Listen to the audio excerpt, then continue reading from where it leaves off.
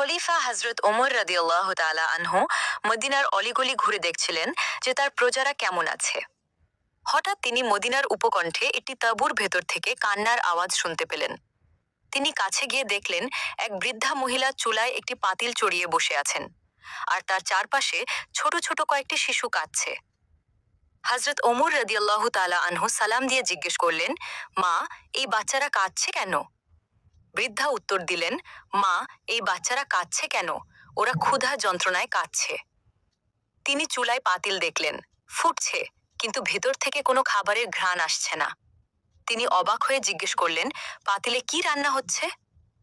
বৃদ্ধা আক্ষেপ করে বললেন, পাতিলে শুধু পানি আর কিছু পাথর আছে।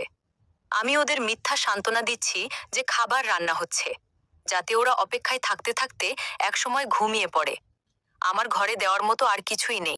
এরপর বৃদ্ধা বললেন, হায় ওমর, তিনি খলিফা হয়ে আমাদের কোনো খবরই রাখলেন না। কাল কিয়ামতের দিন আল্লাহর কাছে আমি ওমরের বিচার দেব। এই কথা শুনে হযরত ওমর রাদিয়াল্লাহু তাআলা আনহু কেঁপে উঠলেন। তিনি দ্রুত বাইতুল মাল অভিমুখে দৌড়ে গেলেন। সেখান থেকে এক বস্তা আটা, চর্বি এবং কিছু খেজুর নিলেন। তার গোলাম আসলাম রাদিয়াল্লাহু আনহু বললেন, আমিরুল মুমিনিন, বস্তাটি আমার কাঁধে দিন।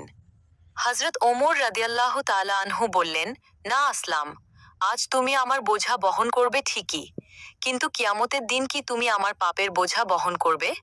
হযরত ওমর রাদিয়াল্লাহু তাআলা আনহু নিজে সেই ভারী বস্তা কাঁধে করে বৃদ্ধা তাঁবুতে নিয়ে গেলেন। তিনি নিজে চুলা জ্বালিয়ে খাবার রান্না করলেন এবং নিজ হাতে বাচ্চাদের খাওয়ালেন। যাওয়ার সময় বৃদ্ধা মুগ্ধ হয়ে বললেন, বাবা, তুমি এত দয়ালু। আমার মনে হয় ওমরের জায়গায় তোমারই খলিফা হওয়া উচিত ছিল। হযরত ওমর রাদিয়াল্লাহু তাআলা আনহু বিনীতভাবে বললেন, মা, আপনি যখন খলিফার দরবারে যাবেন তখন আমাকেও সেখানে দেখতে পাবেন। এভাবে ইসলামের ইতিহাসের এই মহান শাসক তার দায়িত্ব পালন করেছিলেন।